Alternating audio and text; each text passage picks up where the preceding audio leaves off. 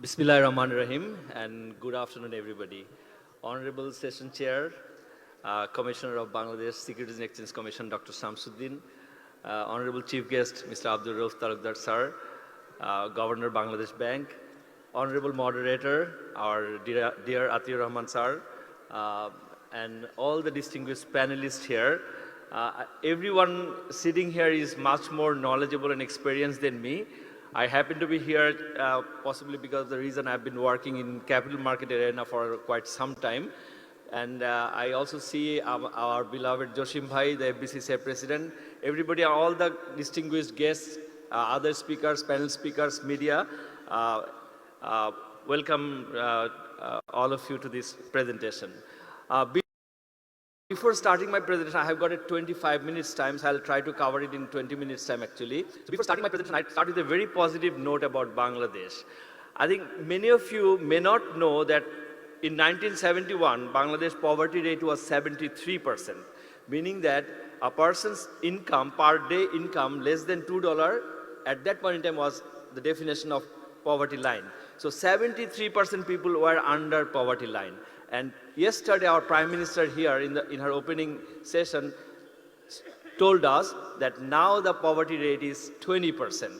In just 50 years' time, a country achieved that is a remarkable achievement by any standard.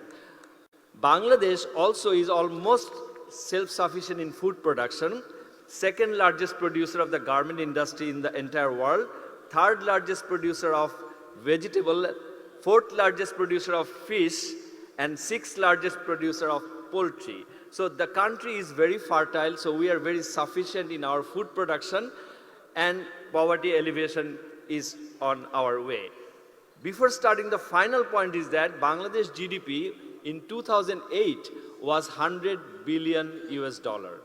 Mind you, in 2008, just 14 years back, we were a $100 billion economy, and today our Prime Minister yesterday also mentioned our GDP is 460 billion. So Bangladesh took 38 years to reach 100 billion economy, but in last 14 years, from 100 billion, we have reached to 460 billion. So with that positive note, we'll start our presentation, and I'm sure we'll show some challenges, and the topic says that how can we develop long-term market. So we'll discuss about some challenges and also think about how we can move forward. So you can see here the number I have already mentioned. In the last decade, Bangladesh GDP growth rate was 6.5%. Many countries in the world had not have this kind of GDP growth for a prolonged period of time. And the last year it was 7.1% in 2022. There are forecasts by global players like CEBR. They said that Bangladesh economy, which is now 34th largest economy, will be 20th largest economy by 2037. Bangladesh is projected to be the 23rd largest GDP country projected by PwC in 2050. HSBC told that Bangladesh will be the 9th largest consumer market by 2030. If you look into Bangladesh's rising consumer class, our per capita income is now 2,800 plus something dollar, which is higher than India. But there are people whose per capita income is more than $5,000 in this average, and this number is now 12 million. And Boston Consulting Group says that by 2025, it will be more than 34 million. So we call it middle and affluent class, MAC population. So MAC population growth rate, if you compare Bangladesh, Vietnam, Thailand, Philippines, Indonesia, India, the growth rate is highest in Bangladesh. So we are coming up with a huge population, almost 34 million population having $5,000 economy by next year, by next 2 years' time. So that is creating a big consumer market.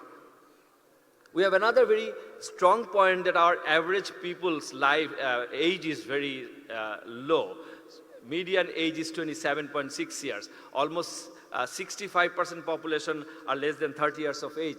Economists and social scientists tell it as a demographic advantage. So this kind of democratic dividend is possibly very, very positive for Bangladesh in future. In Bangladesh nowadays, many of the delegates may not know that Bangladesh did not, our annual ADP, annual development program, or annual budget, operating budget plus capex is now around 90 billion US dollar. But many thing has actually we achieved in the last 2 decades. Now, Bangladesh can think of this kind of large projects. You can see in the slide that Rupur nuclear plant, Matarbari power plant, Podda multipurpose bridge, which already been delivered, Podda rail ring, Dhaka metro rail, Chattogram Coxbazar railway, Kornofuli underwater tunnel, Dhaka airport third terminal. These are only few in the massive infrastructure works going on in Bangladesh currently. Another very positive thing happening in Bangladesh, that every month the people who are going to international market for their job, or what you call expatriate people, the number is actually progressing every month. Actually, in January and February, more than 100,000 Bangladeshis left Bangladesh for a better future, and also they are the number one pillar of Bangladesh economy. More than almost $20 billion they send every year in Bangladesh. So this number is growing. I think that's a very positive thing. So talking about all positive things, now there is a discussion in the press, media, and everywhere that Bangladesh possibly is facing some kind of a challenge in managing its economy. I think the challenge is a part of life. And what are those points that people talk about challenge? We have a negative balance of payment. I think 2021 was a very significant year in terms of negative balance of payment. We have seen that suddenly import has risen to $90 billion US, export was $60 billion.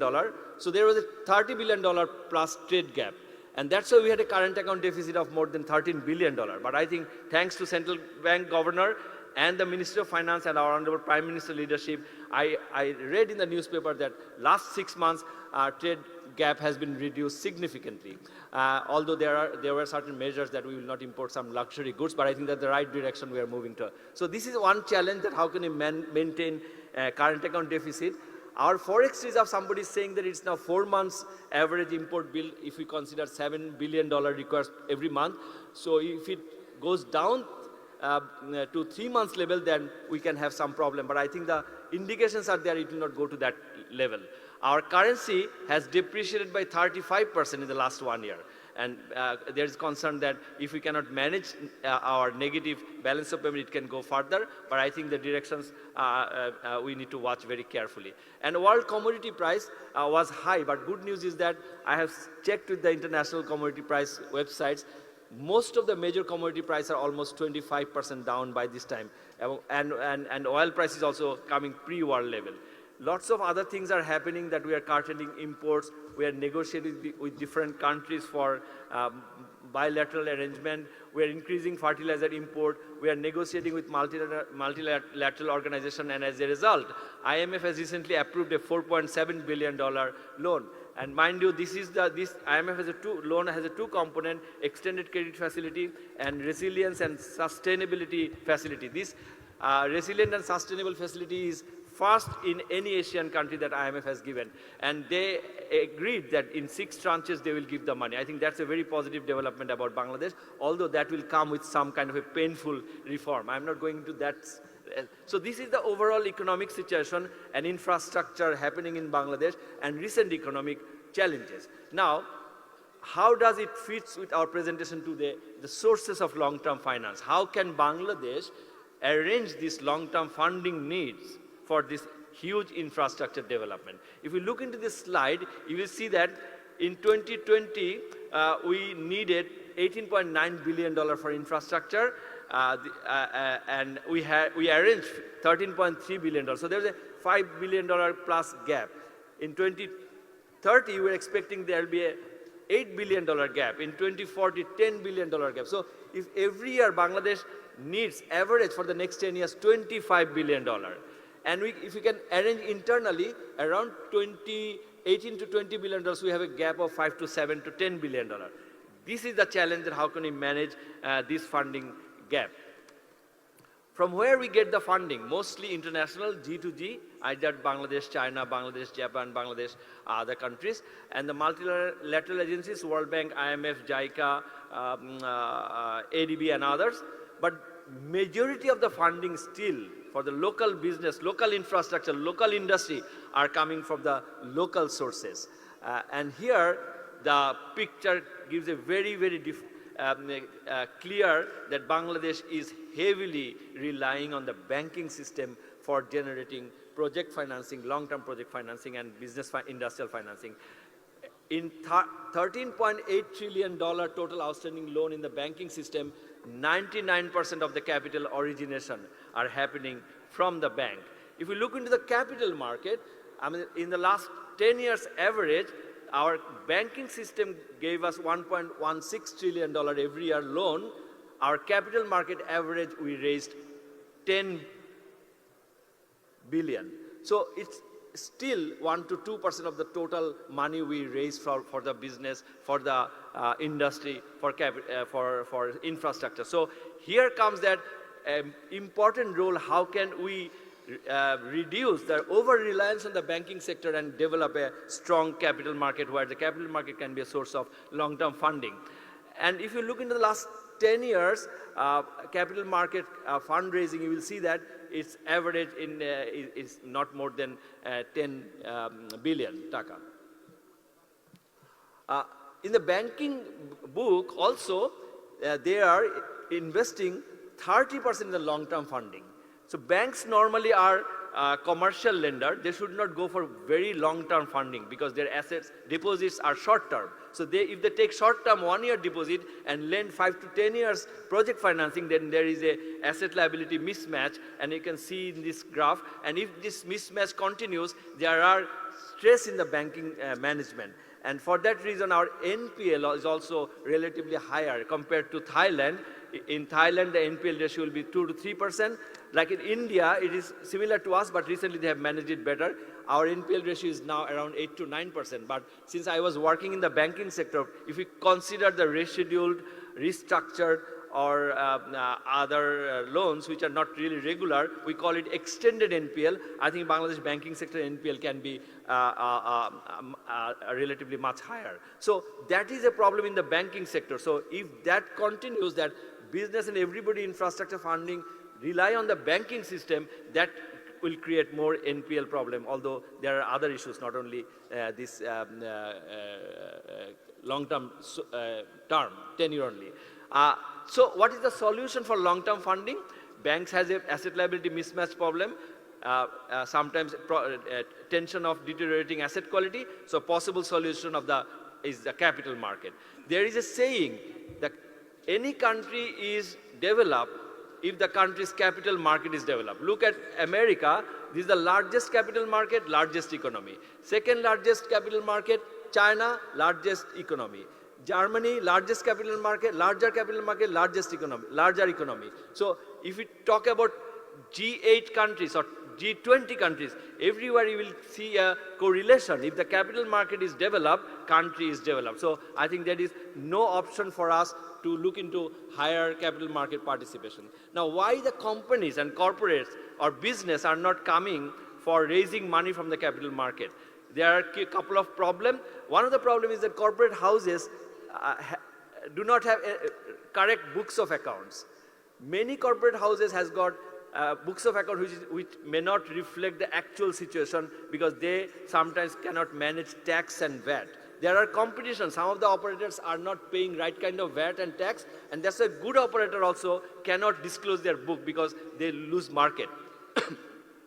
So because of this fear, many corporate houses are not interested to come to the capital market. Also, the valuation methodology in the capital market, although we have been changing the valuation methodology for quite some time, and current SEC is also very dynamic in looking into how can we help and accommodate companies to come into the market. But it looks like that big, large, efficient companies are not satisfied with the current valuation methodology. So we need to also work on this, and we have already discussed with the regulator, and they said that they are open to discuss with us. Another point is that long-term funding always bank-driven because getting money from the bank is much easier. I think why an entrepreneur will go to capital market, open his book, go for an issuance of IPO, credit rating, information memorandum preparation, underwriting, lots of process and almost 12 months time period. But in a bank, he can get the money in just 3 to 4 weeks time. So it's much easier to get money from the bank. So that's why every businessman goes to the banking system first. And they are not willing to open their book into the public because of possibly many information they don't want to share with the competitor. Why the bond market is also not coming? Because if we'll see in just next slide that Indian bond market and capital market, if you look into this slide, you will see that it's massive. Indian economy is 10 times of Bangladesh economy. $3 trillion plus, also 8 times. But our size is not 1/8 of India. It's much, much smaller. So that indicates that in a similar region, we can have a better bond market in Bangladesh. So why bond market is not happening? Because again, it's easy to get bank loan. If you want to issue a bond, a company, it needs to appoint an issue manager, credit rating, information memorandum preparation, pricing discovery, and the procedure of approval, and the investors' appetite. Because our demand side, there is not enough pension fund, life insurance fund, mutual fund industry is only 2-3%. These are the major buyers of the bonds in any market. So our mutual fund market is very nascent stage. There is no life insurance penetration is less than 1%. So without life insurance, mutual fund, pension fund, and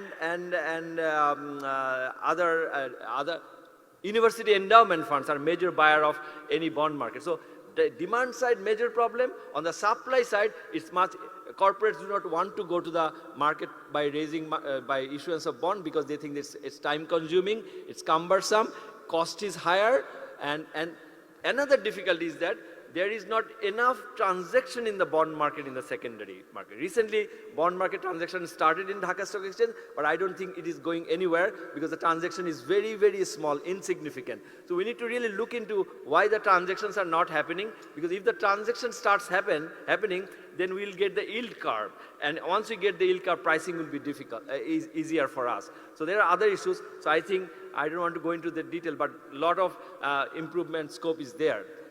If you compare the Indian market, you can see that Indian market, there are more than $5 billion market cap companies, 122 companies, more than $5 billion. In Bangladesh, I believe there are also at least more than 100 companies can have $1 billion valuations. But those 100 companies do not want to come to market as a listed company. Also, they do not want to raise money from the bank. They are all in the banking system. So we need to, this is the area where we all need to work together. And if you look into the market cap to GDP ratio in India is 95%, ours is 19%. So as I said earlier, the comparison with the Indian market is going very, very fast. If we look into our long-term funding, another area is FDI, the foreign direct investment. And foreign direct investment curve, bar for last 10 years shows that it's average $3.5 billion. And if you look into the bar for India, it's massive. Massive money is coming to India through foreign direct investment. Another area is private equity and venture funding. I'm sure Khaled Kadir Bhai is here. He will take. Last year, India got $20 billion plus money through the private equity route. So we need to do something on that area. Why? These foreign investors do not come in Bangladesh, they come to India. I think foreign investors look only major one item. How can I exit? Once I get into this country, what are the ways we can exit from the country? So we need to really go for a predictable policy so that they can actually look into for next 5 to 10 years time that, okay, if I come to Bangladesh and I invest in private equity or I invest in any company or I directly invest, I can take my company to IPO, I can sell it, I can remit my fund easily compared to Vietnam, India or other frontier or emerging market. That will be easier for them. I think we can really look into the valuation methodology of IPO in India. It's like the merchant bankers decide the price band, more disclosure basis, not merit basis. We are also disclosure basis, but I think we can have some knowledge on India. We are working, and we are also giving recommendations to the regulator on this occasion. Indian bond market recently they have taken a major thing. I think they said that if any business wants to raise money for expansion, at least 25% incremental borrowing has to be issuance from the bond. And that has to be disclosed in the annual report. So any business who wants to expand, at least 25% has to be issued by issuance of bond. And they want to target the bond issuance size by 2025. They want to double this size by 2025. So I think Bangladesh is also doing a lot of things. whatever points I have mentioned so far, these are areas of improvement. But as I said, we have come a long way in the last 25 years time, last 15 years time. And what we need to look into now, I think many people will debate when we saw the Federal Reserve System's Chairman Powell was giving his congressional hearing on March 7, every congressman was pushing him that you are raising interest rate, meaning that you are pushing the US economy to recession. You are pushing that more unemployment rate will be there. But still, Chairman Powell was telling that we need to do it for long-term sustainability of USA. So I think for long-term sustainability, we have to do a couple of things here. So we have to rationalize the interest rate. I think there are certain issues on the interest rate fixation. Foreign investors do not like it. Also in inflation environment, that may not be the best way to manage the economy and interest rate scenario. And the market-driven exchange rate, I think Bangladesh Bank recently has really come a long way in just last 6 months' time to come a market-driven exchange rate. I think now it's very close to the curve market. And also bond market development, also an issue. We need to reform in tax administration, more tax GDP ratio, one of the lowest tax GDP ratio in the South Asia, Bangladesh. We need to increase tax revenue. And the energy pricing needs to be based on a formula basis, which is already IMF prescribed. And of course, Bangladesh Bank, what the good work they are pursuing now, that unnecessary goods and products should not be imported at this challenging time. It's not challenging for Bangladesh only. Many countries are now suffering massive. In Pakistan, it is now 43% inflation rate. They have got only 15 days import cash available. Pakistan rupee in January 2021 was 120 rupees per dollar, and yesterday it was 270 rupees per dollar. So it's coming from the problem. Many people say that USA is exporting their problem to the entire world because they're raising the rate, and Fed once again said that they will raise the money rate aggressively. So that means that dollar will be stronger further. So I think these challenges will be there, and in the capital market, we need to rationalize more disclosure requirements in the IPO regime and enhance responsibilities of the merchant bank. We need to examine this, and of course, we have to rationalize the valuation or price discovery methodology. And in case of a bond, last point, we are all working for improvement of the market so that the bond market develops. So bond means that a corporate wants to raise money. So if the corporate wants to get money from the bank, they get approval from the bank's board. And bank boards give the loan approval based on the Bangladesh Bank's circular that what are the compliance to be followed before giving the loan.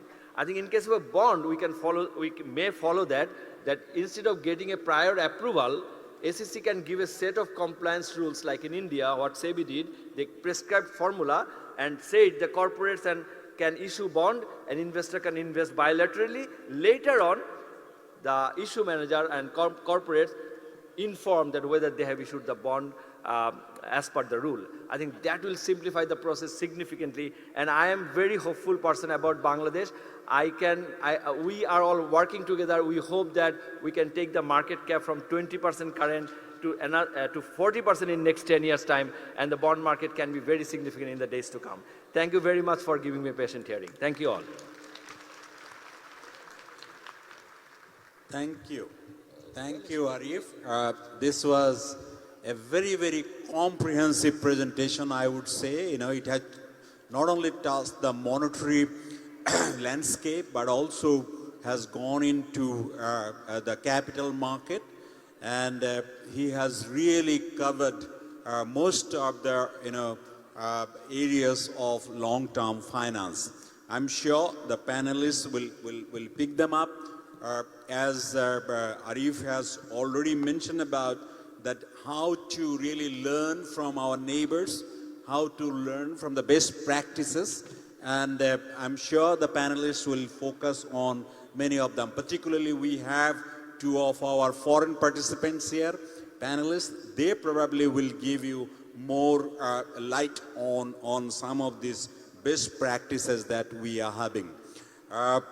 Let me start with the capital market issues. Actually, Arif has given a lot of insights on the foreign on our capital market, particularly the source as a source of the long-term finance. And he has spoken more in depth on the bond market, why the banks still really contribute about 99% of the long-term finance or the total finance for the infrastructures and others, and why only 1% really comes from the capital market. Here we could not probably develop the bond market that well.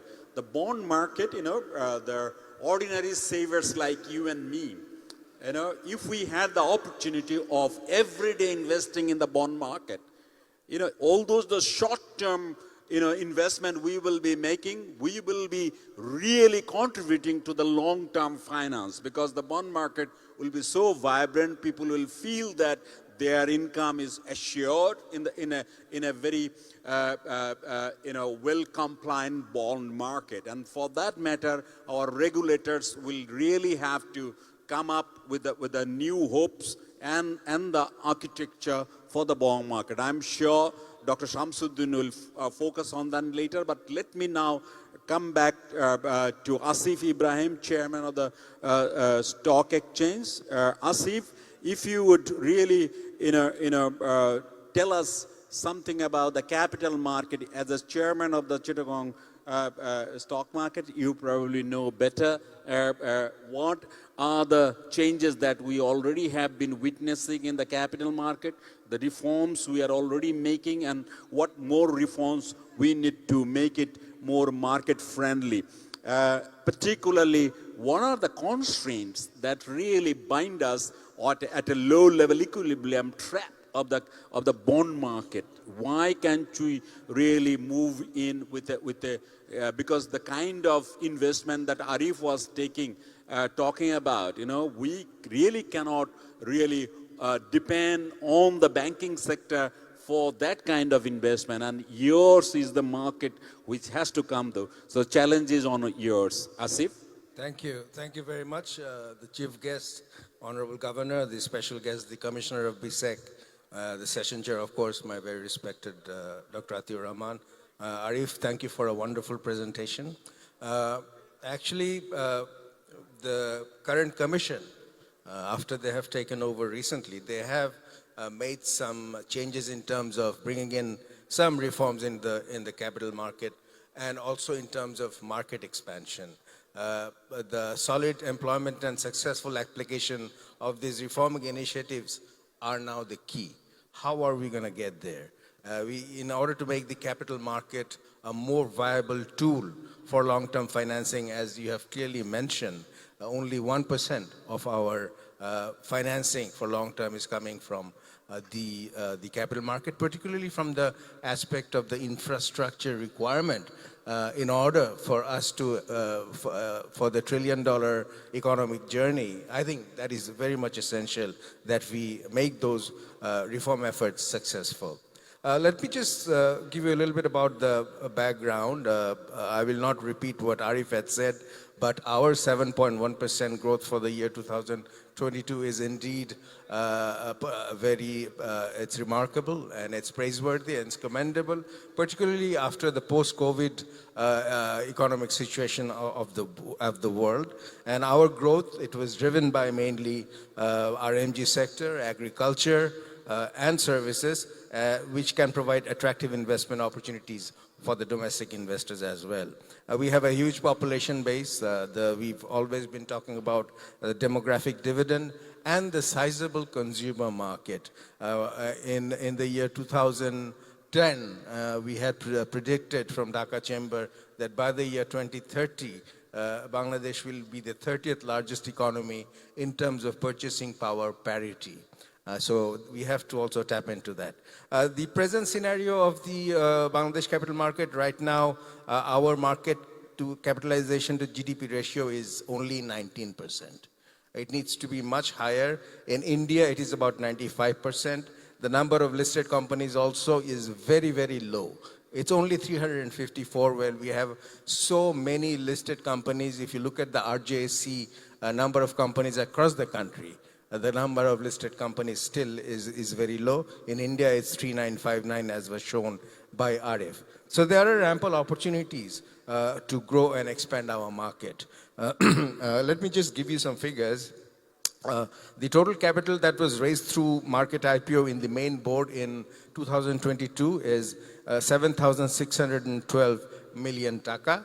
The total market for that was raised through the SME platform. This is a reform that the Commission had come up with to enable companies to raise small capitals from 7 crores to 15 crores and that. So 1,066 million taka was raised through the SME platform, and the first company that was listed was in Chittagong Stock Exchange called Nialco Alloys Limited, and they raised 7 crore through the SME platform. The total market cap as of today, 12th March 2023, is 7.52 lakh crore takas.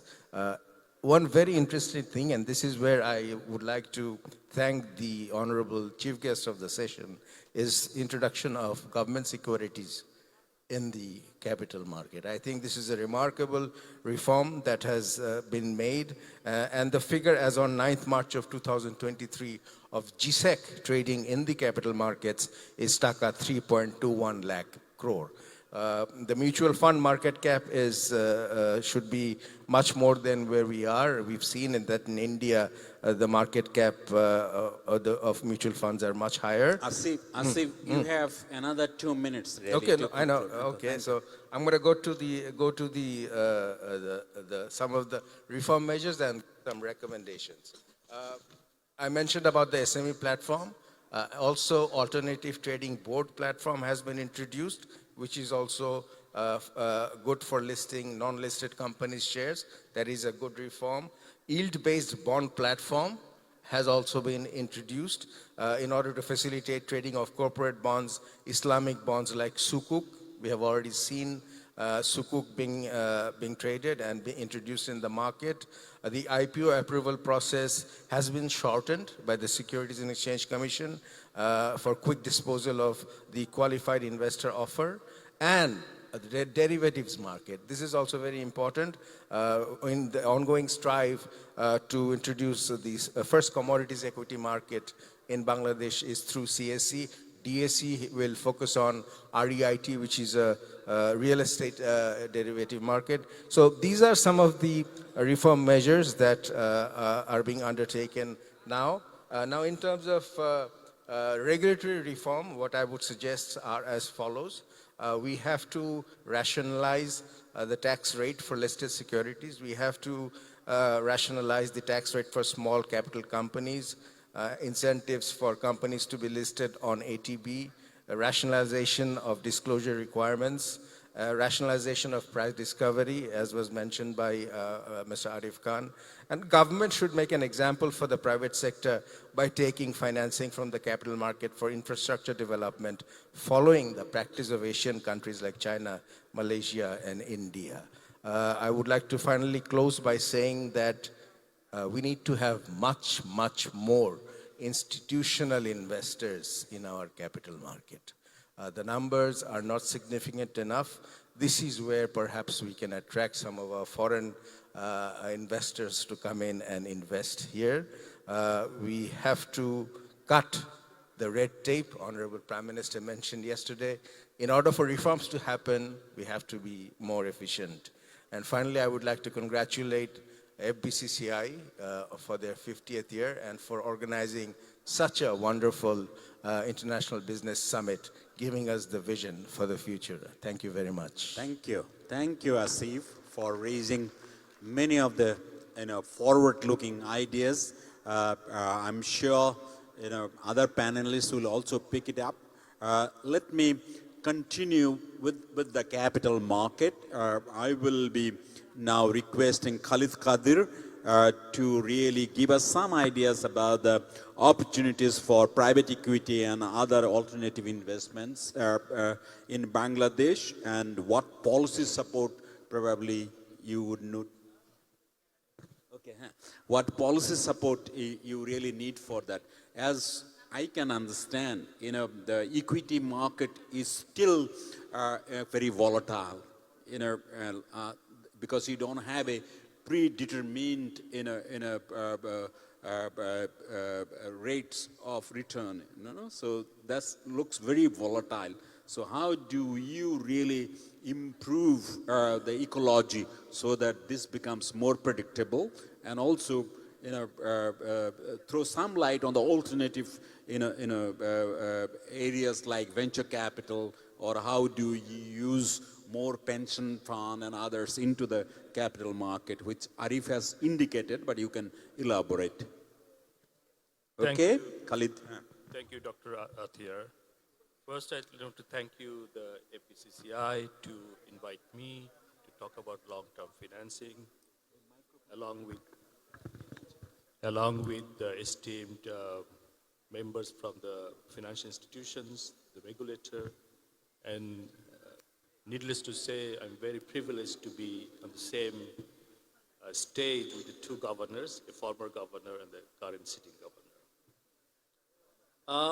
We are not looking for predictability. Well, we take an educated guess, educated risk-taking. Today's topic is long-term financing, and our fund exactly does that. We invested around $200 million in private equity in this market. We walk the walk, we talk the talk. We have taken risk in this country because we believe the long-term growth of Bangladesh. And what are those? Our consistent growth, a growth projectile over the last 2 decades, even during the COVID time. Our large consumer base, as Mr. Arif mentioned, almost 24 million middle to affluent customer base. HSBC recently said we will be the 9th largest consumer market by 2030. We are the 2nd largest manufacturer, garments manufacturer after China. Not only that, we are getting more and more manufacturing in non-garment sector. Even my own fund, we have invested in manufacturing such as automotive, as well as white goods, home appliance sector. And I see Bangladesh could be or already is, or could be the mini China. And we can take an educated risk that given the geopolitical crisis today, Bangladesh could attract more and more manufacturing in here. See, a lot of people will say, oh, labor is cheap. Of course, we have a cheap labor. But one thing very important to understand, that we also have availability of laborers. In many countries, there are cheap labor, but there aren't enough people there that you can hire. So these are the fundamental reasons why we have consistently investing in Bangladesh, even though I know there are a bunch of challenges there, and Arif Bhai or Asif Bhai, they have spoken some of the reform issue. I don't want to delve into those and repeat myself. But one thing I want to emphasize, for Bangladesh to become a $1 trillion economy, and we are kind of almost $500 billion there, is 450 or 500 billion if you include formal and informal economy. There is no other way but to attract private capital. There's no other way. I want to emphasize that. Okay. Private capital from abroad, or private capital mostly from abroad, okay, but doesn't mean there is not enough private capital in the country. Okay. But let's talk about what is private capital. Okay.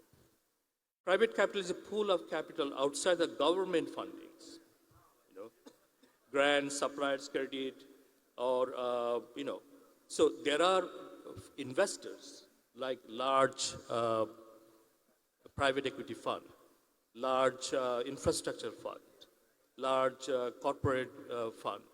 There's a family offices. There's a sovereign fund. Okay, These are the investors. You know, the total investment pool, globally speaking, of private capital is $8 trillion. Trillion, not 8 billion, $8 trillion. That means it's 8,000 billion. Of course, it's not all for frontier market or emerging markets, but at least I would say 20% of that is allocated to emerging markets, which is almost $2 trillion.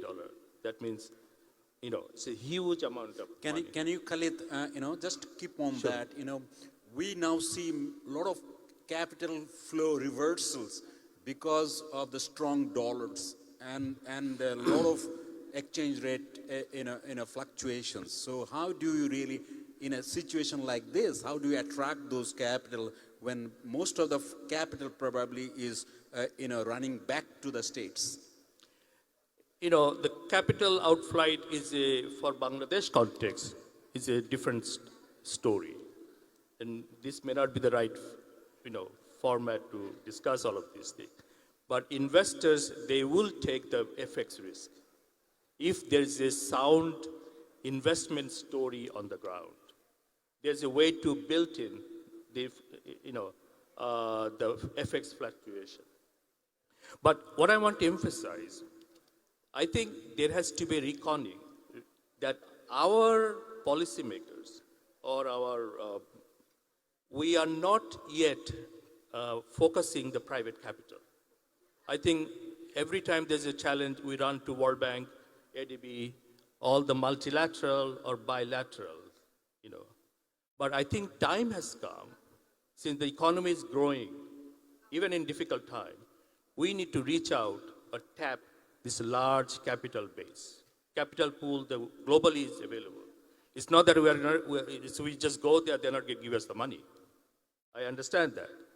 But there is a way we need to do a target marketing to those large capital pool. I mean, this traditional of doing roadshow globally, I don't think that is kind of not the right, maybe it does branding the country, does do the branding of the country. But you have to speak the language of the investors, what they want to hear about the growth opportunity in Bangladesh. So we need to come out of this tendency that if the country needs money, we have to run to the bilateral or multilateral. There's a large pool of capital available. But of course, to attract them, we have to do certain reform. That goes without saying. But there is the availability of capital is there. So I would genuinely hope that our policymakers, they take private capital into their own vocabulary. Okay, this is also another source of capital we can tap into. So I think I will just leave it at that for now, and happy to, in a Q&A. Thank you. Thank you. Thank you, Khalid. I'm sure, your focus on the private foreign capital is well taken, but also we got to remember that, there is a lot of risk management, issues involved, and we got to hedge some of this risk. I'm sure regulators are taking note of what you are really talking about. Now let's move into a slightly, different area. We will be now hearing from someone, who is heading a financial institutions which is looking for long-term, finance for the infrastructures, and at the same time trying to green the finance, actually. And as you all know, we are in a world where we got to combine the short-term business fluctuation management with long-term, sustainability agenda, and also we need to ingrain a lot of social and environmentally responsible financing ethos into our finance. And we all have to also keep in view the bottom of the pyramid, the smaller entrepreneurs who really need to go green and grow sustainable.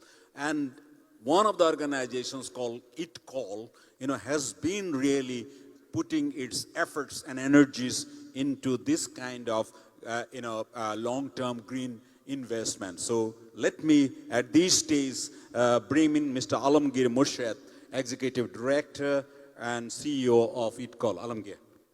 Sir, thank you. Good morning, Chief Guest, Honorable Governor, Bangladesh Bank, former Governor Atir Rahman sir, and to all the dignitaries who have come all the way to see the development in Bangladesh. As it is said, seeing is believing. You see, long-term sustainable financing is a global discussion. It's more so for a fast-growing economy like Bangladesh, which is trying to, as we have discussed, the growth trajectory that we are looking at for inclusive and climate resilient growth. Obviously, the discussion of long-term financing is a challenge, but the other side of the coin is an opportunity. And I'll pick up from where Khaled Bhai has kind of ended, that the vocabulary of the government has to be in terms of tapping the private equity or the private capital. Now, if we look at the eighth five-year plan of Bangladesh, which articulates the country's roadmap from 2020 to 2025, it clearly says that, 75% of the financing has to be done by the private sector, and 94% of the capital has to be sourced from the domestic source. And therefore, it clearly states that the government is really looking at the private sector participation, because it is very well understood and accepted that the huge amount of investment that we need in the infrastructure and even in the sustainable finance cannot be supported by the government alone. We're talking about $300 billion by 2030, maybe it's much more. So private sector participation is very crucial. As you have drove from the airport, I'm sure you have seen a lot of infrastructures being put up, and this has been done on a G2G PPP basis. There's a very strong dynamics around PPP, where the government is trying to promote the public-private participation. We have a very vibrant PPP authority. We are working collectively to see how we can really promote the concept of PPP. And ITCOL being a state-owned entity, the government has also come up with such institutions like ITCOL, which I represent, and BIFFL, where the whole idea is that while, the private sector ecosystem for such long-term financing is still evolving, the government has come forward with the support of development partners to give access to this long-term capital to the private sector. So it's a very unique organization that I represent, that while it's a state-owned entity, but we are supporting the private sector through long-term, very competitive, structured loans, so that the private sector could invest or participate in sectors which the commercial banks at this stage might feel is riskier, may not have the appetite to invest, or may not have the balance sheet capacity to give the tenor that is required by these kind of projects. The government also offers the VGF, viability gap financing, for projects which are economically viable but may not be financially profitable, where the private sector may have a challenge into investing. We have spoken about, so as a collectively between the market practitioners, state-owned entities like us, the central bank, and SSC, we had number of successful successes despite the capital market challenges that we have already talked about. For example, Sukuk. Bangladesh being one of the largest Muslim countries, there's a huge opportunity for the Islamic Sharia compliant investors to invest in the Sukuk bond. We had a number of Sukuk bond issuance by the government side and one recently by the public sector. So, the entire Middle Eastern Sharia pool of fund can be injected in the Bangladesh economy through the Sukuk bond. The other one is, as these infrastructures are coming up, and as we know, these infrastructure will start to generate revenues like tolls, we could use those. There are discussions happening how we could securitize those revenues and, free up that revenue for development of other projects. So there's a lot of discussion around asset-backed securitization, which is possible. their discussion around blended finance. The other one is the diaspora bond. We have a huge pool of uh, our non-resident Bangladeshis working abroad. We receive almost 20 to 24 billion dollars of remittances. There's a huge opportunity that we are working collectively with the central bank and SSC to understand how we could develop and build on this diaspora bond and make more constructive utilization of this fund. So a lot of work is happening. I think it's a huge opportunity. I have worked in a multinational bank for many years. I see there's a huge opportunity for the international banks, for the international non-banking financial institutions and players who could participate in the growth story of Bangladesh. Thank you very much. Thank you, Alamgir. Time was short because I'm sorry, lot many things have to be really told by many of the panelists still in the pipeline. So we're cutting it short a bit, and I'll request all the panelists to be very precise and speak on target. Thanks, Alamgir. Probably because of the shortage of time, he couldn't touch the bottom of the pyramid part. Particularly, you have been doing a great job in our, solar home system, in our solar irrigation program, and a lot of these renewable energy programs that you have been doing. And Bangladesh stands a very good role model for how to involve millions of our small entrepreneurs into green finance and green investment, and that will be the future actually for not only Bangladesh but for the world. So let me just compliment that because I have been working with them for a long time. Now let me come back to another banker who is both local and global, Mr. Mahbubur Rahman from HSBC. Mahbub, if you could tell us that what are the best practices of banking that globally you are really participating and doing could be transmitted to Bangladesh as well. I know you have been doing a lot of financing on the textiles, RMGs, and I have met many of your entrepreneurs who are really very happy with the kind of financing arrangements that you have been making. Could you shed some light that how your entrepreneurs are doing so well in terms of getting long-term finance from you and returning back almost 10%? So, Mahbub. Thank you, sir. Just for the interest of the time, I'm just avoiding the salutations. First of all, you see, I will contextualize also with the local operating environment, especially our nation is very savings prone. So whenever it comes to the liquidity perspective, we are quite rightly poised to invest in the long-term assets. And if I also reflect that what was mentioned as terming the country to be the manufacturing hub, we will require capital expenditures to enhance the capacity, and also the infrastructure will also require the long-term financing. So from that aspect, I would also put forward one of the context of mobilizing our internal resources in the first place, especially because of the volatility of the foreign currency and also the liquidity of the large populations towards the savings can be deployed towards these long-term assets. Now, any long-term assets, as we are talking about from a banking perspective, is mostly 5 to 7 years, but I presume this session is focusing on beyond that perspective.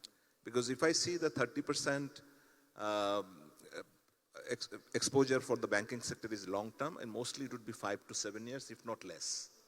And now we are talking about probably 10 years behind. So we have also financed, our Bangabandhu satellite, our two Hangshabalaka and Akashbina, two national carriers. But these are also being used by the credit enhancer. So the Export Credit Agency has also supported these things alongside the sovereign. But when it comes to the private sector, it is very important for us to really ensure the investors Because regardless of the borrowers or the issuers, I would say it is mostly incumbent on their part that the risk management actually is one of the very key areas that investor will look into. So the pricing, the tenor is also going to be a function of the investors. So it is it is incumbent on the issuers and the private sector that how they're going to attract that kind of an investments or the bond. Even if they issue the bond, it is important for them to really rise up to that financial governance and also attract that kind of investment towards their company. I think the regulatory environment is there. We just need to ensure that liquidity for the investors, if they want to exit, has to be there. The second part that I will say, that any investments would require, just a building on the exit part, that the currency, the risk management will involve the currency management, pricing management. So when it comes to the 10, 15 years exposure, it is important for the investors to look into because they draw the long-term curve. And it is important for the investors to see that whether the counterparty's ability to service that debt is there. So I would just put forward the local currency and the foreign currency, reason being that at this moment, as you mentioned and as you also asked, that a few part of the why the people will come here and not go outside. And exactly the reason that the export sector is naturally hedged. So it is important for them to attract the foreign capital and also foreign investment. But while the local sector, which uses their resources to generate their sales proceeds from local market, will go for the local, preferably go for the local borrowing.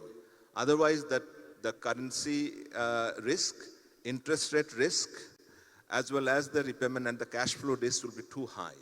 So from that perspective, the return on the capital, return on the debt is very important to the investors.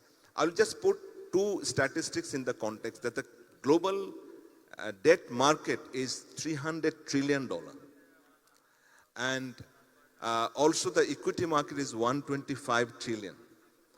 I'm talking about 2021 statistics. From that perspective, how do we attract those investments or those liquidity in a risk-measured manner is something probably would be an onus on Mahbub, do us. you think, if we could get the help from the international organizations like the New Bank or the World Bank, the guarantee support from MIGA, organizations like MIGA, which gives a long-term, guarantees to the, sovereign, and the sovereign can then give the guarantee to banks like you. Do you think the tenure can be extended from 7, 8 years to say 10, 12, 15 years? I think we are doing it already. It is important not only for the bank, actually the counterparty, that where is the money going? So the international credit rating, we have come a long way for the rating. So yes, we have the rating agency. So as I said, that in private sector has to come up with, Arif Bhai mentioned about the financial transparency, their financial statements, Auditing, governance. If that is strong, I think liquidity is there to go into and to come into. Okay, thank you, Mahbub. Let me really bring in another banker. I think the bankers are dominating here. Anyway, we will come back to the international panelists very soon. Iftikhar has been not only a CEO and a very well-known banker. He has been a banker leader as well. As a former president of the Association of Bangladesh Banks, ABB. He has been leading many of the frontier, reforms areas and negotiating with the central bank and the other, regulators. So, Iftikhar, if you could tell us something about the banking sector, they are really having the challenges, particularly in the context, as Arif has said, about the high level of non-performing loans in the Bangladesh, and also some shady, challenges on the governance of the banking sector, and how do you think that the bankers could really be competent and independent in the sense that they could really target the right investment for the long investment for longer really finance? So your experience. Thank you. Today's chief guest, Mr. Abdul Tarukdar, Governor Bangladesh Bank, special guest Dr. Shamsuddin Ahmed, and today's moderator, Dr. Atir Rahman, ex-Governor Bangladesh Bank. Assalamu alaikum, and good afternoon to everybody. Well, the subject is very much, I would say, new and very much old, is that non-performing loan is just like a cancer. If you cannot cure it within the shortest possible time, you will die. There is no ifs and buts, and there is no other conclusion. And a bank should be very careful about lowering the non-performing loans. If you see the balance sheet of any bank, you can see that the bank is earning a lot of money, but because of the non-performing loans, they're actually losing money, and losing money for the depositors, losing money for the shareholders. So this is a great loss for any financial institutions. Now, what is the reason for this? The basic reason for non-performing loans, I think, is a lack of good governance in the especially the banking industries. Or not good banking as well, because if you really look into the end users, that where the money is going, probably some of this risk could be reduced. Absolutely, sir. Sir, actually, I started from the top. Is that if you don't have the good governance in a bank or on a board, you will have a high level of NPL. You cannot stop it. And what you're referring to is, sir, that the end users, that whom the money I am giving to whom, that is different issues called. We can do the credit risk assessments, the different tools, the credit risk matrix. That is little bit technical, but let me avoid these things. The board and the management's role should be clearly, distinctly divided and should be clear. The role is different, but the goal should be the same. But still, in the industry, we see that there is a lot of directed loans, which ultimately I can tell you from my experience, goes bad, and it creates high level of NPL. Iftekhar, could you avoid that if you had more independent directors in your board? Sir, I would say we need more independent directors on the board. I fully agree with you, but things have started, and we can see that they are actually contributing because they have a different perspective. These have to be real independent, not the relations. I absolutely agree with you, sir, that there should be really independent, not, friend of mine or cousin of mine. There should be real independent director who will protect the interest of the depositors and also the shareholders. That is the most important thing. So I fully agree with you. Thanks for directing me that direction. But I was about to close come. it in 1 minute, please. So this is very important, and I think we should not hide the non-performing loan amount. I mean, if you hide the things under the carpet, you cannot manage it. I mean, if you want to manage something, you have to measure it first. So to measure it first, you need to have the actual numbers. Accept it. And then you make a plan that how can you reduce it, how can you manage it. Because if you hide the numbers, then you will never be able to manage or reduce the non-performing loans. So I think this is very important, that you accept, if you have issues, you accept it, and then you go for the corrective measure. Just like cancer. If you're a four-stage cancer patient, the probability of being alive is less. So, sorry? No, not now. We'll open the floor. Just hang on. Yeah, please continue. So, no, sir. I have already said what is required is that good governance, low NPL, and a real sense independent director should be in the board to discipline the banking sector. Thank you very much. Thank you, Iftekhar. As I told you, he's a leader, so he has given his mind on that. And now let me go to our foreign participants. Sorry for holding you such a long time.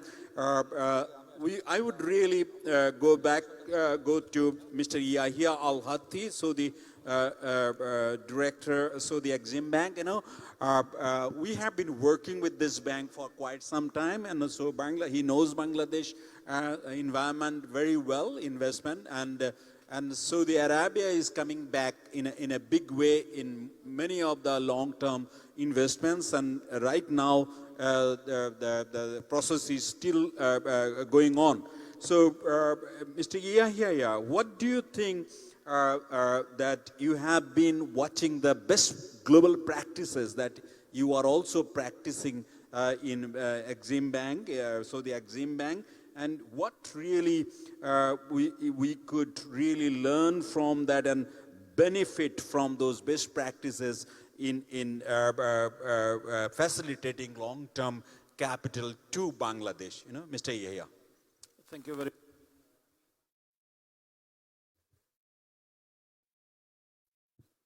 Thank you very much. It's a great honor to be here and to be among the panelists. Actually, I will touch upon the area that is not covered until now. We have seen the sources of long-term finance, and we have talked about different areas that are banks, capital markets, also the financial institutional investors. The fourth element is the government, and we have different role for the government to participate in the long-term financing.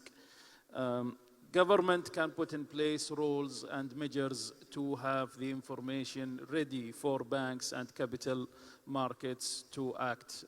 We have, or there should be a credit bureau that can develop the markets that are needed for the lenders who will give money and for the companies that want to raise capital. Also, the legal and institutional framework that is available and the power of the lender that is needed to be in place to make sure that the appetite for the lenders are high and available, and also to mitigate, as we can see in the last weekend in the US, one of the largest banks, the Silicon Valley Bank, has been in a difficult situation because of their investment in long-term tools. While the interest rate in the short term is getting high, while the return on their long-term investment is low, they have to face a difficult situation, and a bank run was there, and now we can see the consequences that is going to take place in the future. Also, the efficient capital market is important for the improvement of the let's say the capital. We have back home in Saudi Arabia, we have developed a package of incentives as a government for a company to go to public market. So, for example, you can have a capital or a maximum loan to certain limits if you are a company that has closed book. But we can raise this capital or the requirements for loan or the loan amount to higher amount because you have open books to everybody, and you can everybody can access your information, and you can have also share in the government procurement higher if you are a publicly listed company.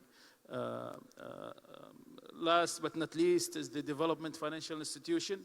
We have developed a Saudi Industrial Development Fund that is providing the liquidity needed for long capital projects. Also, we provide guarantees to financial institutions on behalf of the government to secure the capital needed for long-term investment. And this is important for the financial institution because of the less appetite they have for long-term financing. Thank you, Mr. Yahya.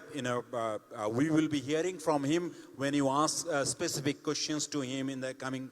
Mr. Pendon, you'll have to hang on for a minute. You'll have to wait a bit because we are really in an emergency situation. Our chief guest will have to right now, speak because he has to read. He has been called by the Prime Minister, so he has to immediately leave. So let me really bring the chief guest breaking the norms, Mr. Talukdar. Please.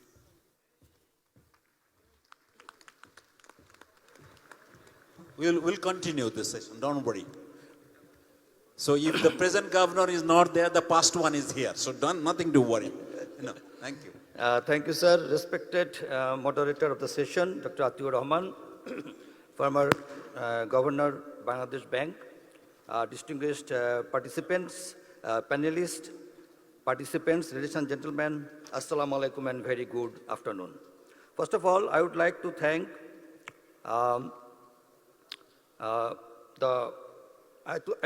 First of all, I would like to thank and express my sincere gratitude to the President of FBCCI for organizing this summit, this business summit, and inviting me at this session. The keynote presenter, Mr. Asif Khan, has already demonstrated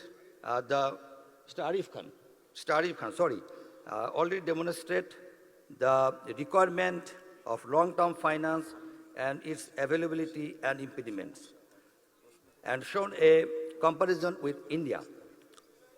Distinguished panelists so far also seconded firmly with their thoughts and analyses the main points of the keynote speaker.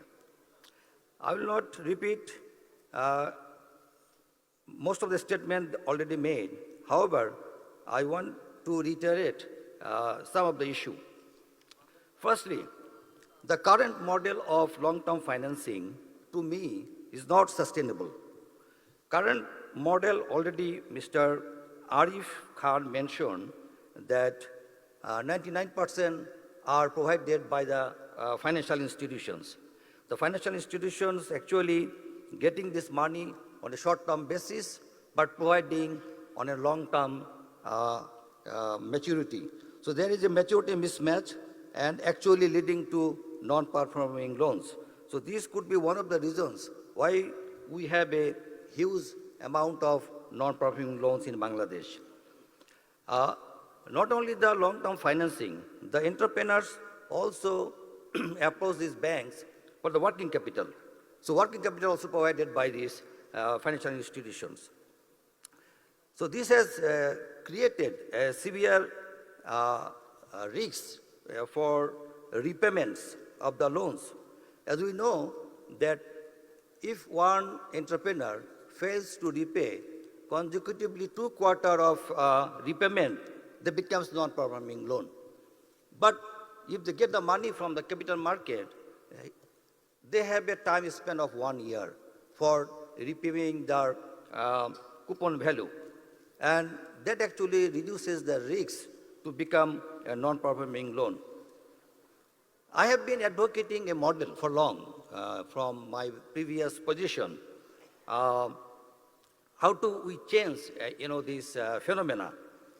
So the main points I made for long that financial institutions like banks especially will do the required due diligence, and instead of providing the loan, they can give the guarantee.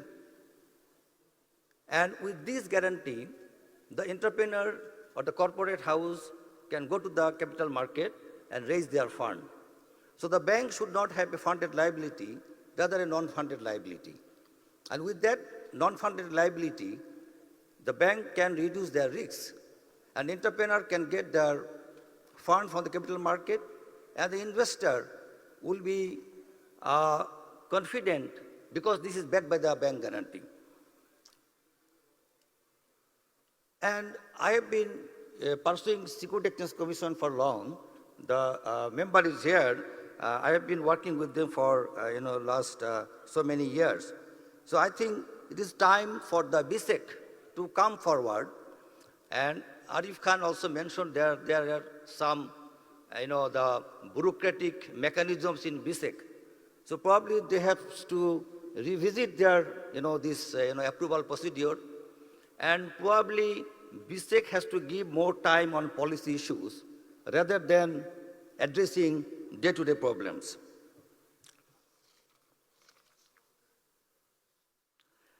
In Bangladesh, especially, or across the world, the capital market has two parts. One is the equity market and the debt market. In our country, unfortunately, the debt market has not flourished. So when I was in my previous position, I tried to convince the BSEC for a bond market and a vibrant secondary market. So with the treasury bond and bills, we have created a secondary market already, and I think that is now doing a bit good.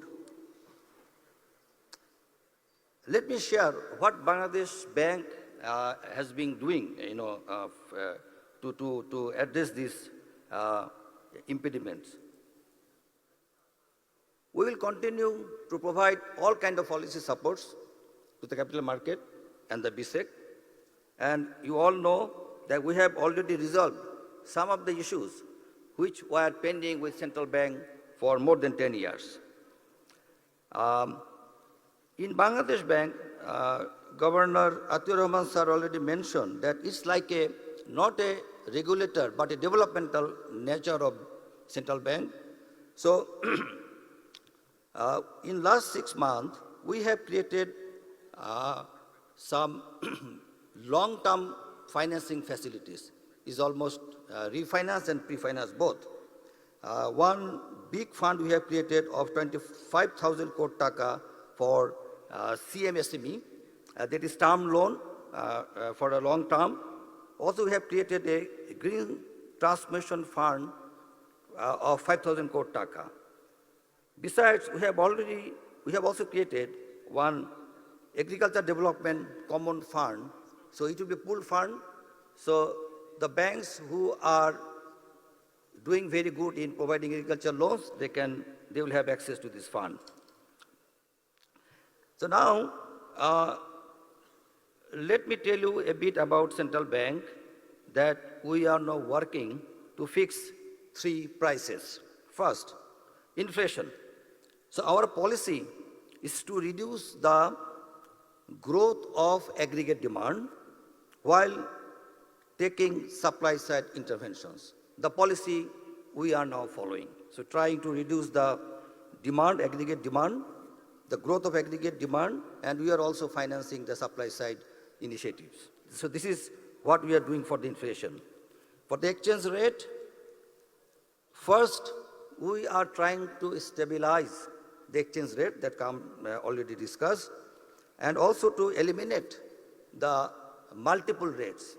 We are close to that, and I think very shortly you will see a market-based exchange rate regime. And finally, the interest rate. We have already withdrawn the floor and ceilings on the deposits. And now we are working to develop a market-based reference rate. And on top of that, we will be giving a corridor for the lending rates. So we are working on it, and probably shortly we'll be able to introduce this new initiative. So with these few words, I would like to stop here. Once again, thanks to organizer for inviting me. I hope and firmly believe that Bangladesh will be $1 trillion economy much earlier than 2037. Joy Bangla, may Bangladesh live long. Thank you. Thank you, Governor. You have given the real, a regulatory mind, I would say. And as he said, our central bank is a different central bank than any other central bank. And ours is more, developmental and more inclusive central bank. So we have this developed, and we have also been encouraging, sustainable finance policy, green banking and all that. And we do really touch the ground. So he has given those ideas. Let me really congratulate the governor for keeping on course and really bring in the stability that we are all looking forward in the exchange market, also in the banking sector. So with these few words, let me thank you, Governor. So we'll see you again. Thank you. Sir, Thank you. There is a crest for the A honorable small governor. crest for you. Just Crest a for second, honorable next governor, second. sir. Just a second. I'd request Mr. Anwarul Alam Pervez, convener of the session, to kindly give it out. Please do the honor of presenting the crest.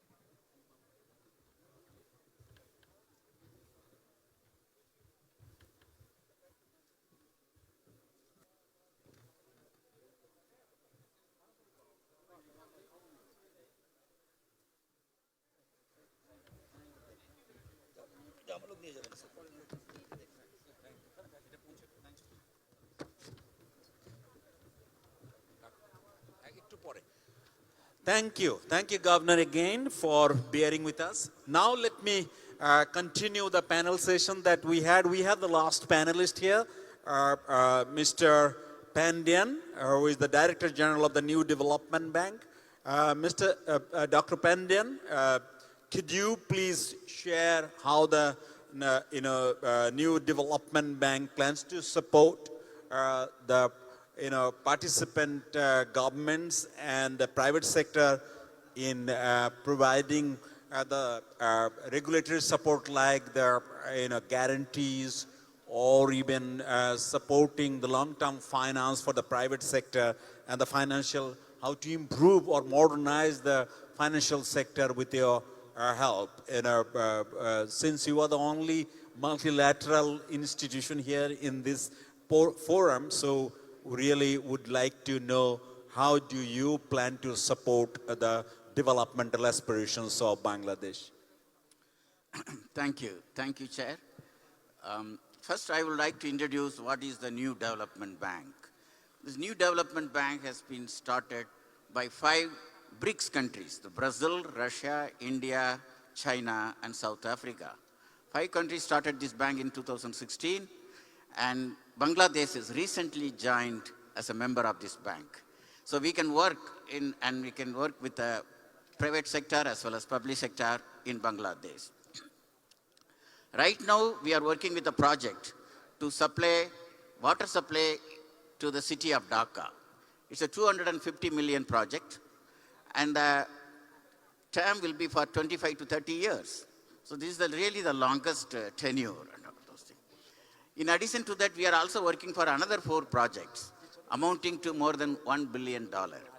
So NDB can bring in long-term capital for really needed infrastructure projects as per the requirement of the government. In addition to government for private sector, of course, the most required private capital is equity. That is a real long-term capital. We can lend the project's loan also.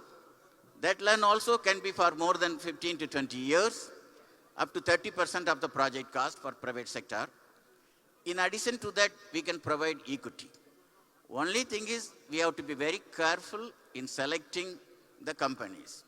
Since we are new to Bangladesh, we would like to work with other multilateral development organizations, such as World Bank, ADB, IFC also. In addition to that, there are a lot of international banks, not lot, at least a couple of international banks are working in Bangladesh, and they will have the local knowledge of the local entrepreneur, like HSBC, Standard Chartered, and then Bangladesh's local bank, East Bank. So we will be very happy to work with these banks to understand the entrepreneurship, and if the risk capital is needed, we will be happy to provide. But what will be my advice is, we will request the government of Bangladesh to start a national infrastructure investment fund. It is like a private equity fund, but the government promotes to begin with, and where we can join as a catalyst investor. India did it, National Infrastructure Investment Fund, and we participated 100 million. And immediately, Abu Dhabi funds invested 600 million. So this, our investment will work as a catalyst investment for equity. And they will then generate huge amount of equity.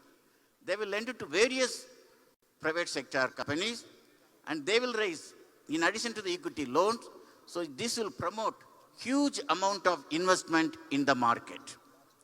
So I would like to say that we should work with the government in promoting private equity fund. In addition to that, if there is any private equity fund, there also we can invest. We can take up a small portion to help them. If we would like to invest in the private sector, we will definitely see that there is an exit policy. So we will force them to go to the capital market to list their company and go for IPO so that we can exit. So we will indirectly motivate the private sector in Bangladesh to go to the capital market, which is the real need as of today. In addition to that, if the government comes forward to develop huge infrastructure project in the public-private partnership, we would like to work with them, and we would like to lend money to the private sector also, so that the contingency liability doesn't come under the head of the government, but rather the private sector takes the risk and get the reward. But for this, there should be proper policies of the policies from the government side. Without proper policy, public-private partnership cannot succeed. The risks should be distributed properly so that the private sector have enough motivation to come and participate. So we hugely depend upon government policies. But at the same time, we are new, we'll be happy to visit again and again and again to see this Bangladesh achieve this 1 trillion economy very soon. And every ingredient is there, and our cooperation is always there. Thank you, Chair. Thank you, Dr. Pandan. We are almost at the very end. Our special guest will be speaking very soon. But before that, I really want to open floor. We'll take few questions, couple of questions, so that, if you ask the questions, please, point out the panelists that who can answer your question and be very brief. We will literally really wind it up in 10 minutes. So let's really be very brief. Yes? Give the mic. Someone here. Koi tomar mic koi dekho.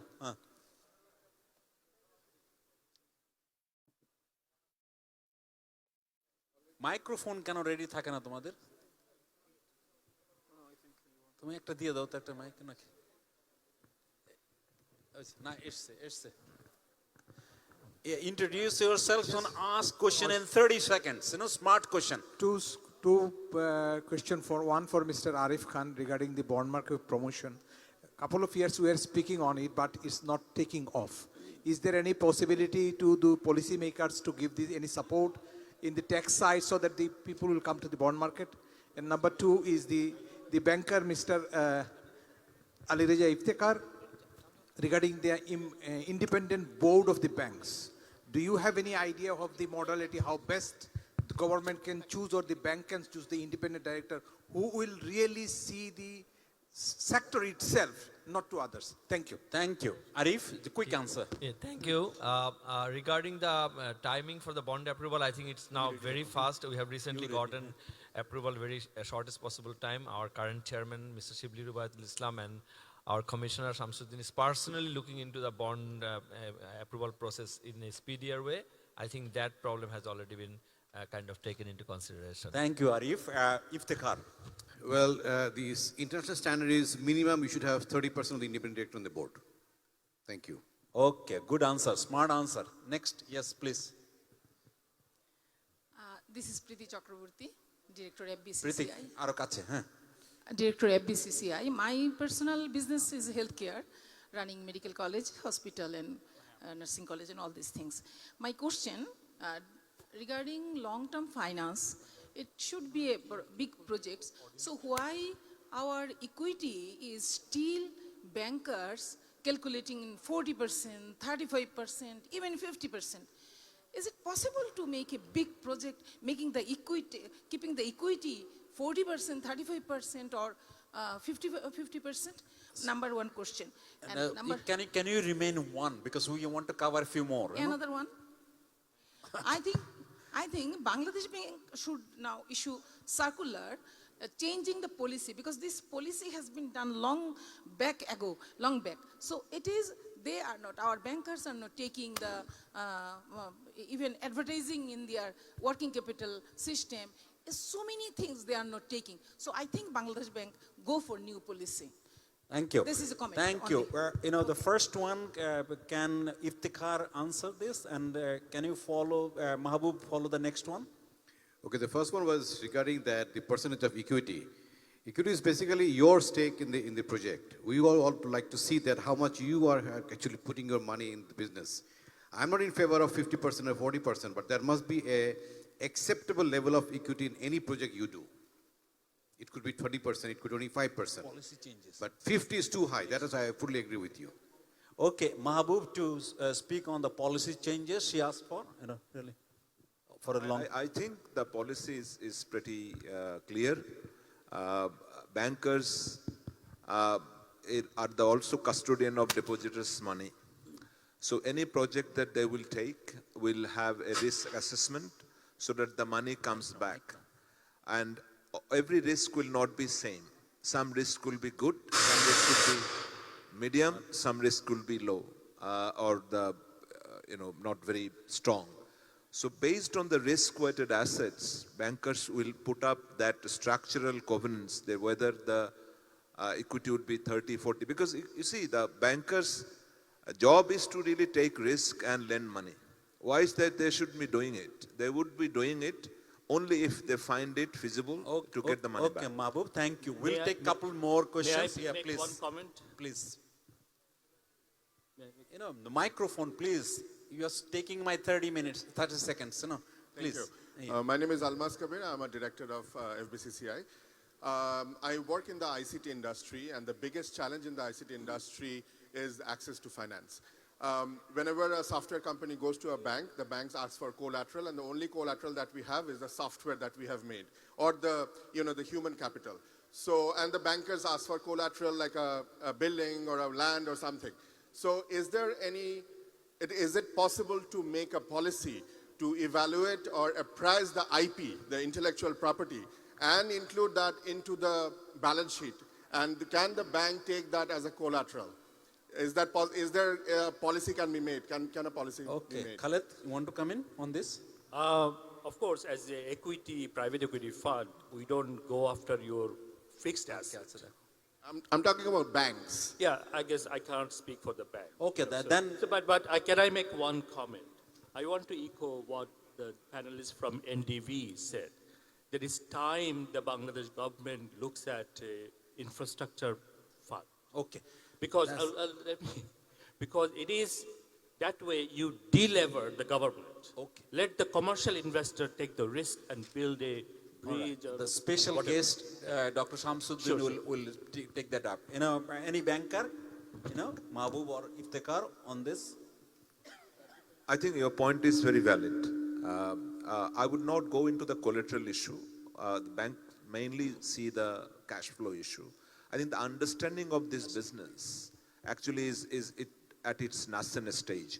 So I will not emphasize more on a collateral. I will emphasize more on us to understand the industry first, so that your cash flow comes back and where are your revenue source. And so I would put that let's have a joint effort to make this industry a bit better understood, and then we'll go to the policymakers. Thank you. I'll just take one more question. Yes, please. Okay. I am an ex-banker. Bankers are basically the depositors' money. They handle the depositors' money. We should differentiate between the loan and capital. In Bangladesh, I am taking some time. In Bangladesh, our private banks are giving long-term loan, and this is basically not their business. If we want to really improve our capital base, we need to enhance our capital market. Is it not, my dear ex-governor? Okay, thank you. This is the last question we are taking. Of course, what you said is an ideal question. But Bangladesh is Bangladesh. And if you are in mountain, you'll have to think like a mountain. You cannot think like an ocean, then you are gone. So Bangladesh, as you have seen, 99% of the funds still comes from the banks. Our capital market is still in a nascent state. So our special guest probably will focus on that. At the moment, nothing to be idealistic, but let's keep the boat floating and do as much as we can. Let's blend the approach and let the central bank, as the governor said, they have created some long-term fund, particularly for the small entrepreneurs and also green entrepreneurs. So let them continue this, and in the meantime, the capital market comes in, so that together we'll walk on both legs at some point in time. I think I'll stop there. May I request Dr. Shamsuddin, our special guest, to really deliberate as both special guest and the chief guest for the moment. All right? Okay, thank you.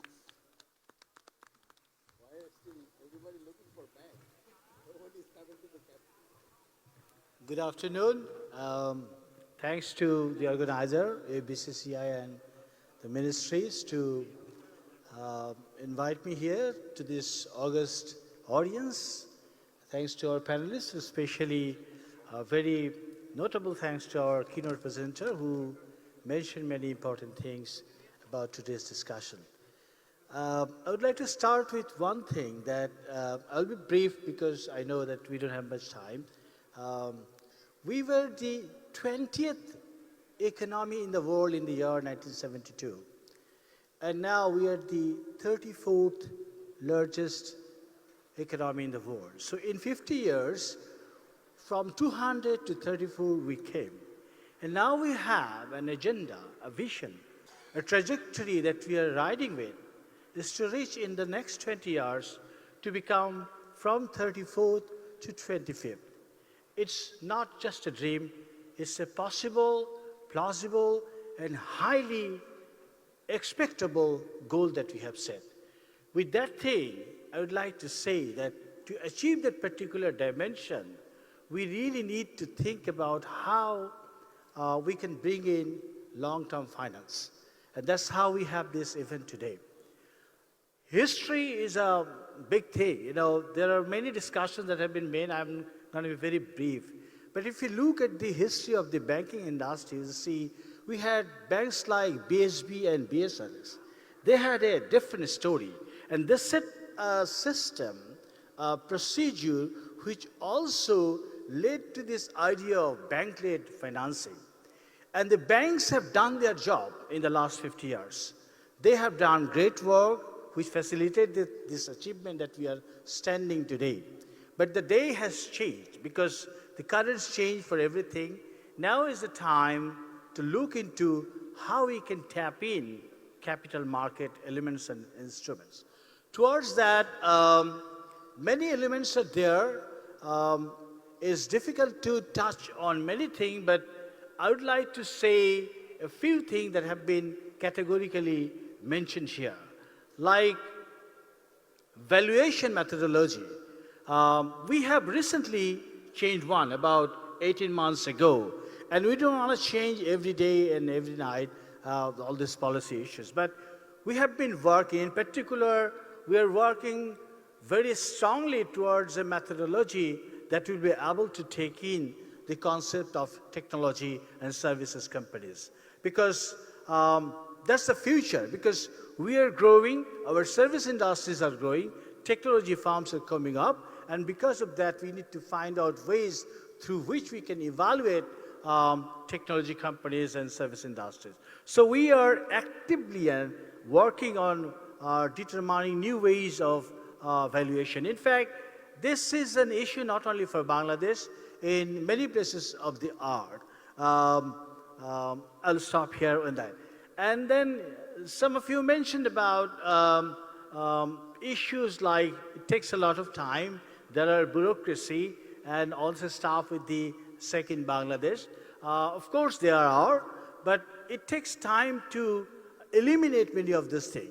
But to eliminate those things, we need to create an environment, an enabling situation which can do. Towards that, we have an idea of adopting technology. We are working with the use of concepts that can lead to initiate things that can be done via the technological process. Like we are working very strongly for methods through which we can have IP application over the online platform. This is a rare thing, but we are very proactively working on that, and we expect this kind of thing will come. So in every processes, small and big, we are working on technology so that the capital market delivers with the speed and reduces the cost for all the stakeholders it has. Whenever we think about long term, we have to think about two things. One is risk, and the other is return. With respect to risk, I'm trying to be very brief because my sir has given me very small time. Risk that we have in our country is mostly imported risk. This is not risks that are generated primarily in this country. The risk of inflation, the risk of exchange rate, the risk of reserve, all these are accumulated now, not because of us, not because of this country alone. It has come forward to us from other dimensions where we were not exactly responsible. So these are all imported in our country, and we are trying to overcome those issues, and we are looking forward that there will be ways through which we can overcome, and we are very confident about that. With respect to return, I would like to say the projects that we do in our country are profitable. We never do project that doesn't have a sensible ROI. We always do project that brings value, that brings return to the investor. If you are watching many of these projects that are already delivered, you will see the return is consistent and sustainable. So the risk is there, but we are trying to manage that, and the return is respectable. Therefore, long-term investment by any party from within the country and abroad is very welcome, and that is possible. You'll be happy to know, as we have been mentioning, our new bank has mentioned about our infrastructure bond. We have been working on that. In fact, our Honorable Prime Minister was in Qatar last week, and she also showed interest with respect to the infrastructure bond.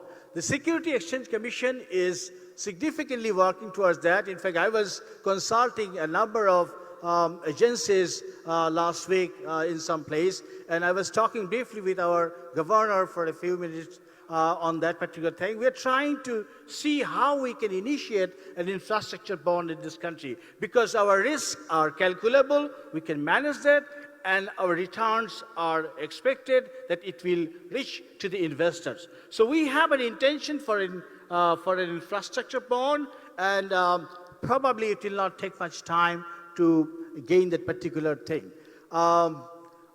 If you allow me to speak one more thing, then I will say that Security and Exchange Commission is doing its best to bring new instruments and methods through which the capital market can develop. All the things that were missing, because it takes a lot of attention over time, and we are now giving a lot of attention into the capital market, so we have developed things that were missing before. These things are there. There were no small cap market, there were no alternative trading board, there were no Islamic Sharia-based bond, there were no many things, but now all of these are there, and we have generated a full-fledged environment where all these tools can come up and operate to develop the market, to overcome the issues of bank-led financing for long-term purposes. And for that, all the rules and regulations are more or less done. Now it is the time to implement. And for that, we welcome you to apply, welcome you to come, and welcome to seek our attention. And we can guarantee you from the Security and Exchange Commission that we will do our very best to facilitate this process. We believe that our economy in the future should be and must be private sector economy as it is now. It's never going to be changed because only the private sector can lead effectively an economy to become an economy of the future, an economy where equity and everybody's rights can be ensured. So Capital Market of Bangladesh, as a regulator of that particular dimension, Security Exchange Commission is ready and welcoming if you have any kind of attention towards that, and we are ready to be available to your service. With this little note, once again, I would like to say that this particular event today is very essential because Bangladesh believes in sustainable development and impactful